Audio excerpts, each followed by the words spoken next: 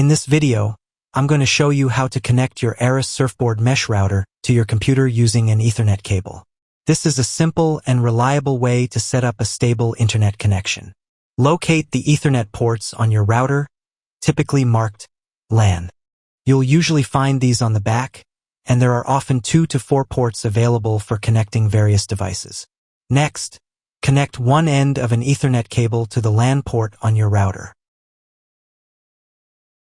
Connect the other end of the Ethernet cable to your computer's port, typically found on the side of laptops or at the back of desktop computers. Your computer should automatically detect the connection. If it's not working, check to see if your router is turned on and set up correctly. In the video description, you'll find a tutorial on how to optimize your Arris Surfboard mesh router for improved performance, along with other useful guides.